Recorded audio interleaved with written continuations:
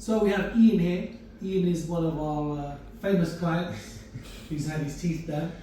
So this is a 6 month review, 6 months review? Yeah, 6 months review from the final implants. Good, and you've just come back from Tenerife, which is where you live, living a good life. Oh yes, nice and relaxed as much as possible. So we're just going to run through this case again. You can kind of tell everyone, because so many of our patients are talking, wondering about these full arch implant cases. So if you can share your sort of experience of it, and you've done, I mean, you can tell everyone the research you did, because you found us, we didn't find you. No, that was definitely the case. As you can see, these have degraded over a sort of 2 to 3 year period after an accident I had. So I was taking a lot of opioid based tablets.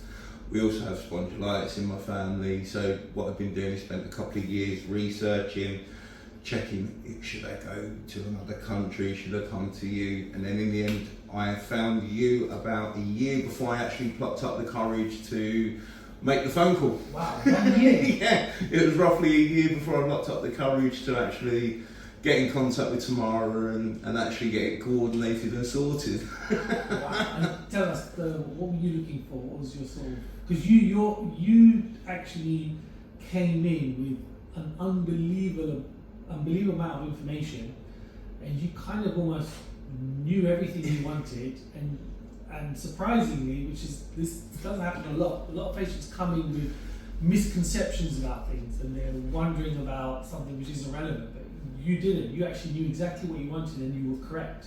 And especially someone who's very scared of the dentist, has spent a lot of years trying to avoid it. When you're going through it, and it was, I'll be honest, it was your testimonials from your previous clients that sort of pulled me in, and it was the way you spoke about each individual patient was different. When they come, just like you are with me now, and saying what made us choose you, and I think that's what really brought me in even closer. Okay, wow, really interesting. So this is you before. I mean, yeah, just a slight few holes in there. But just like so many people, a lot of this was not you. This is hereditary gum disease. So many people suffer from this, and it's not down to them. And as much as we would have liked to try to preserve some of these teeth, is just not long-term feasible, because the gum disease is so aggressive. It just attacks the bone and the tissue to an extent where you would just be fighting a losing battle. So by taking them out when you did was good, because you preserved all the bone, which is fantastic. And we can run through that because we've taken an X-ray. So that was you then, and then we had a whole. You can go through the process. How was the journey in terms of the surgery? So I'll be perfectly honest. The surgery was absolutely amazing. I know it sounds really. I am one of the most nervous patients, and I had the full sedation. And I literally remember, to this day, I can remember 2 parts of the whole surgery. That was coming to sit in this chair, and then I think it was about an hour towards the end, half hour towards the end, it started to wear off the the sedation, and I needed the wig. And then we got a picture of me out there mid-process, my mum, for something to bribe me with as we got further down the line. and then, as you see, look, even with these temporaries, it's just such a difference. It takes you a couple of weeks before your mouth's feeling like he wants to try and chew, even with the temporaries, and you get that nervousness of, okay, I've been on mashed potatoes and I've been on soft food now for 2 weeks. Right, I need some meat. And just things like that. And the way that it changes, if you've got the gum disease and the infections like I did, it changes your whole outlook, not just your mouth. It changes your physical health, the stomach health, the skin gets better. This is what I found anyway. Yeah, our skin's a big thing. We see that in a lot of our clients because imagine you've got this gum disease, which is obviously in the mouth, but it's going everywhere. It's a massive pool of bacteria in that area. So once you remove it all of a sudden people do see that their skin changes, general health changes, stomach changes, because it's all gone. Your body's got rid of it, and it's no longer there causing issues. And there's massive links with gum disease, with diabetes, with heart disease. These are all proven links. So there is a massive health implication with that. So that's the attempts. And then obviously came to the end, and these are your finals. As you can see, nothing's changed, and fingers crossed, like you said, this should last for many, many years. And today, this is. Just think that was December, wasn't it? That's and December. They put in, and just even now, they're more confident. I literally have forgotten that there's anything in my mouth that isn't natural, that has never always been there. It's when I see pictures like that, when I see pictures from a year ago. And I'm never smiling in any of them. And then one, you get the little odd smile, and I go, oh no, that needs to be deleted. And now it's just like every opportunity. Hello. That's great. And this is an X-ray that we've just taken today, which shows the implants in. And the best thing about this is obviously the implants look great and it's all connected, but the bone is still solid because we've removed all the roots in a timely fashion. You've still got loads of bone here that, God forbid, in the future, nothing lasts forever. When there is an issue or there's a problem, you still have loads of bone to put more implants and have what we call a refiner made, which will then hold another prosthesis. Because you have to future-proof in these cases. You can't just think, okay, this is good, it's going to be good for 15, 20 years. What happens after that? Exactly, and then when coming in your mid-30s to have this sort of work done, that's something you consider as well. And it's like you said, why you go for the ceramic upper and the normal lower, just because it helps not crunch, and it's all the little bits like that come in handy.